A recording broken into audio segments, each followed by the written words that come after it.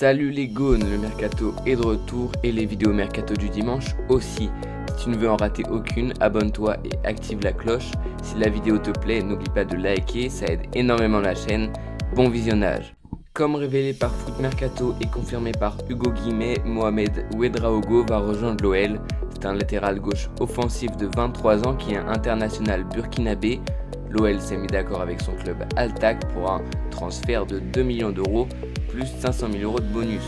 Ça peut donc laisser penser à un départ d'un latéral gauche, Abner ou Tagliafico, ou les deux. Toujours dans le sens des arrivées, Mats Bidstrup va bien rejoindre l'OL pour un montant d'environ 10 millions d'euros auxquels pourront s'ajouter quelques bonus. Le milieu danois de 25 ans est un profil très complémentaire de Tyler Morton dans le double pivot du 15-2-3-1 de Paulo Fonseca. Solide défensivement, capable de ressortir proprement les ballons même si ce n'est pas sa principale qualité, Bidstrup se distingue surtout par son énorme volume de jeu et son activité. Son officialisation ne devrait plus tarder à moins qu'elle ne soit déjà tombée au moment où vous regardez cette vidéo. Dernière arrivée qui devrait être officialisée cette semaine, Julien Duranville. L'ancien grand espoir d'Anderlecht arrive en provenance de Dortmund pour 5,5 millions d'euros auxquels pourront s'ajouter 3 millions d'euros de bonus. C'est un ailier très percutant, excellent dribbleur et doté d'un énorme potentiel. Il viendra principalement occuper un rôle de doublure sur l'aile gauche. Lors de la deuxième partie de saison, il était prêté à Bâle en Suisse où il a inscrit 2 buts. Au-delà de ses statistiques, il se distingue surtout par sa capacité à créer du danger. Ses chiffres en expected goals et en création d'occasions montrent qu'il génère beaucoup de situations dangereuses pour son équipe. La DNCG s'est prononcée concernant le passage de l'OL.